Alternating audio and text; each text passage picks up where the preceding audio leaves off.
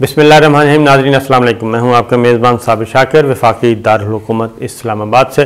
कुछ ताज़ा तरीन ख़बरें हैं और ख़बरें हैं, एक इंतहा पसंदी का दौर चल रहा है जी, और इस इंतहा पसंदी को जो स्टार्ट लिया गया, पहले हम पे इल्ज़ाम लगाया गया मुसलमानों पे कि हम इंतहा पसंद हैं, हम शिद्दत पसंद हैं, सब कुछ है। लेकिन अब ये शिद्दत पसंदी, ये सब कुछ मगरबी मुआशरों में भी सरायत कर चुका है और हर जगह कैसे कर चुका है। उनकी अपनी जो चमड़ियाँ दमड़ियाँ हैं वो भी महफूज नहीं रहीं, उनकी अपनी सोसाइटी मुतासर हो रही है।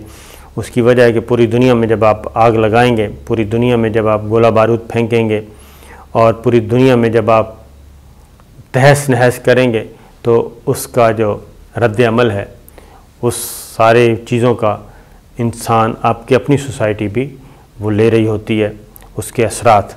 तो ये बात बताऊंगा आपको, लेकिन सबसे पहले एक अहम ख़बर, और वो ये है कि जो ईसाइयों के, मसीही बिरादरी के रूहानी पेशवा कहलाते हैं जी, पोप फ्रांसिस, उनको किसी ने एक ख़त भेजा और लिफाफा भेजा, और इटली के शहर मिलान में, वहाँ पे उन्होंने उनकी रिहाइशगाह पर एक लिफाफा गया, नामालूम अफराद की तरफ से ये लिफाफा मेल किया गया था उनको, और उनके मेल बॉक्स में रखा गया था।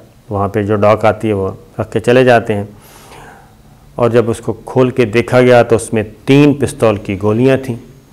और ये एक बहुत ही अलार्मिंग और ख़तरनाक सिचुएशन है कि ऐसे ही है जैसे हमारे जो हैं बैतुल्लाह के इमाम जो हैं और सुदैस साहब, उनको ये काम कर दिया जाए, उनको ये इस तरह की धमकी दी जाए।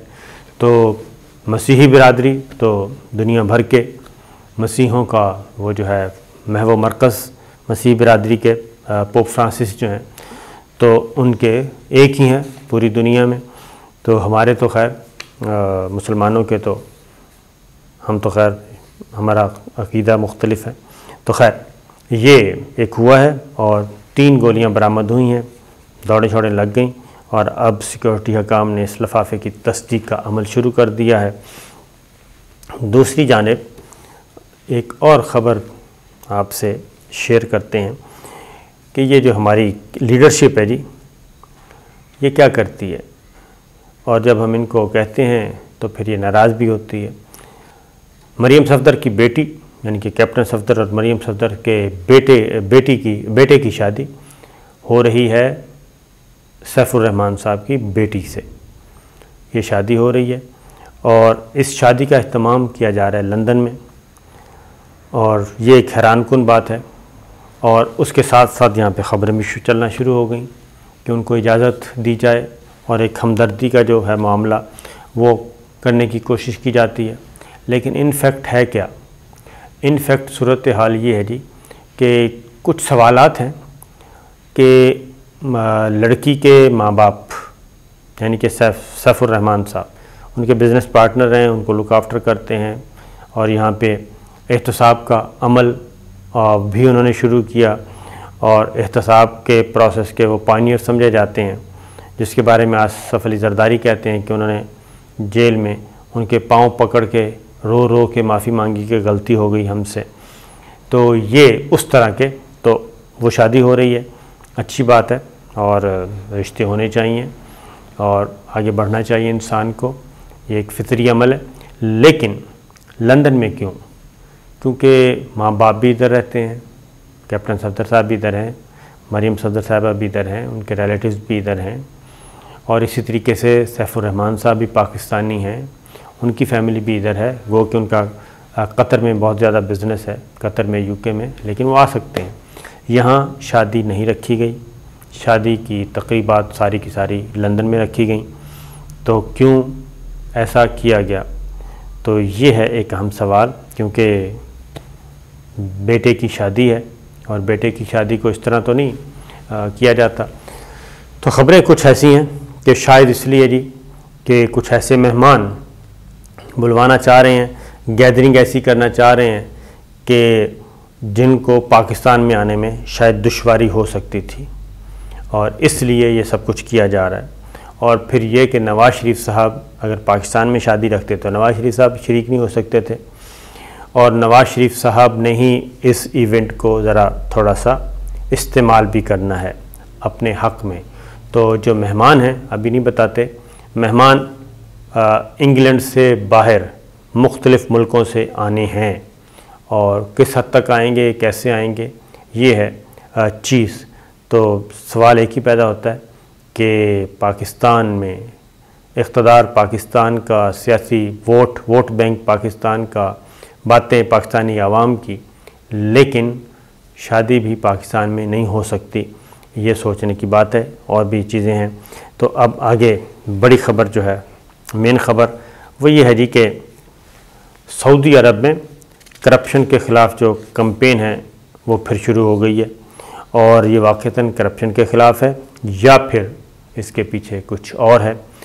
200 سے زائد افراد گرفتار کیے گئے ہیں، بڑے تگڑے، اور یہ کام کیا ہے محمد بن سلمان کراؤن پرنس نے، اور خاص طور پہ، اور یہ مختلف اہم لوگ بزنس مین بھی ہیں، اور جو شاہی فیملی یا آپ کہہ لیں کہ وہاں کی جو اسٹیبلشمنٹ ہے اس میں اہم عہدوں پہ کام کرنے والے ہیں، اور درجنوں وزارتوں سے یہ لوگ گرفتار کیے گئے ہیں۔ 207 ملازمین کو گرفتار کیا گیا ہے، اور یہ بڑا نمبر ہے، اور یہ کہا جا رہا ہے کہ 2017 سے کے آخر سے جو کمپین شروع کی گئی تھی وہ اب تک چل رہی ہے، اور جو پہلی گرفتاریاں ہوئی تھیں پہلا بیچ 2017 میں، ان سے $106 ارب وصول کیا گیا تھا۔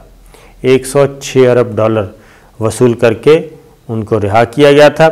اب بھی بہت سارے جو وہاں کے شہزادے ہیں، بڑے ملینر نہیں بلینر، وہ جو ہیں وہ سعودی عرب نہیں چھوڑ سکتے، ان کے پاسپورٹ سرکار کے پاس ہیں، وہ سعودی عرب کی حدود سے باہر نہیں جا سکتے، ان میں پرنس طلال بھی ہیں۔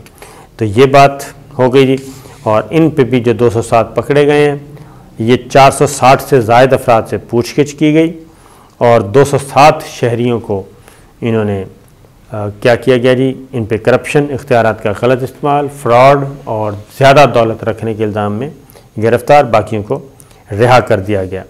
اور اس میں زیادہ تر کون لوگ ہیں جی؟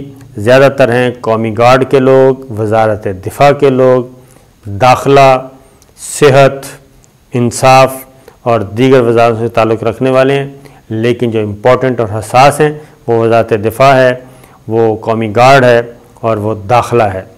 یہ ہیں کچھ انٹیلیجنس کے لوگ بھی ہیں، اور 176 افراد جو ہیں ان پہ سنگین الزامات ہیں۔ تو کہا یہ جا رہا ہے ان کو فوری طور پہ نظر بند کر دیا گیا ہے، اور غیر معمولی ان پہ سیکورٹی لگا دی گئی ہے، اور ان کے خلاف جو ہیں معاملات آگے بڑھائے جائیں گے۔ اور اس میں جو انکشاف ہوا ہے وہ یہ ہے کہ جی شہزادہ فیصل بن عبداللہ کو بھی حراست میں لے کے قید کر لیا ہے، اور ان پر کسی قسم کے رابطے پر پابندی عائد کر دی گئی ہے۔ فیصل عبداللہ جو ہیں ان کو ماضی میں بھی کرپشن کے الزام میں گرفتار کیا گیا تھا، اور پھر 2017 میں رہا کر دیا گیا تھا، اور 2020 کے اوائل میں حکام نے جی شاہ سلمان کے بھائی شہزادہ احمد بن عبدالعزیز اور سابق ولی عہد محمد بن نائف کو بھی حراست میں لیا تھا۔ یعنی ایک بار پھر تگڑے لوگ جو ہیں وہ حراست میں آ چکے ہیں، اور ان سے کس حد تک اور کیسے نمٹا جائے گا یہ ایک بات ہوگی جی، ایک اگلی خبر آئے گی کہ $106 ارب تو پہلے وصول کیا اور ملک نہیں چھوڑ سکتے۔ اور اب ایک اور خبر ہے، اور اسی طرح کی خبر، یعنی کہ پاکستان میں احتساب ہر طرف ہو رہا ہے۔ Chairman NAB justice Javed Iqbal صاحب بڑے عرصے بعد آئے ہیں میدان میں، اور انہوں نے 2-3 اشارے کیے ہیں۔ ایک تو انہوں نے کہا ہے کہ نیب آرڈیننس میں ترامیم کریں، کوئی مسئلہ نہیں ہے، پارلیمنٹ کا اختیار ہے، حکومت کا اختیار ہے، لیکن انہوں نے کہا کہ ترامیم ایسی ہونی چاہیے جس سے کرپشن کم ہو اور کرپٹ لوگوں کو، حرام خور لوگوں کو پکڑا جا سکے۔ ایسی ترامیم نہیں ہونی چاہیے کہ جو اینٹی کرپشن، پرو کرپشن ہوں اور اینٹی کرپشن نہ ہوں۔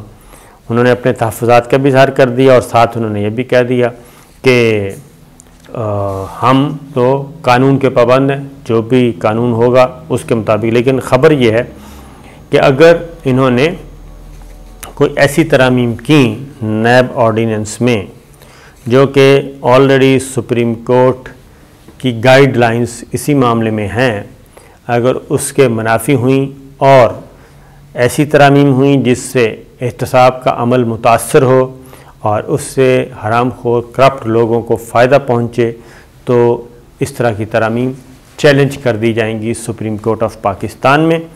تو میں حکومتی حکام سے یہ کہوں گا کہ ذرا سوچ سمجھ کر یہ کام کرنا، کیونکہ یہ چیلنج ہونا ہے اور اس کو چیلنج کرنے والے بڑے بڑے تگڑے لوگ ہوں گے اور اتنا پریشر آئے گا، سول پریشر، سول سوسائٹی کی طرف سے مورل پریشر اتنا آئے گا کہ ان کو اگنور نہیں کیا جا سکے گا۔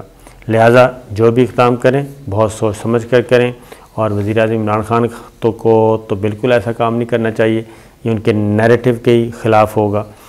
یہ ہیں جی کچھ خبریں، اور ایک خبر یہ بھی ہے کہ بھارتی ریاست کرناٹک میں 6 دن کے اندر 300 بچے کورونا سے متاثر ہو چکے ہیں اور مزید کیسز کا اندیشہ ہے، اور یہ ہے بھارت کی سرکار جو کہ بد نظمی، بد انتظامی، بد احتیاطی کی وجہ سے پورا ملک جو ہے وہ اس وقت تباہی اور بربادی کے دہانے پر پہنچ چکا ہے۔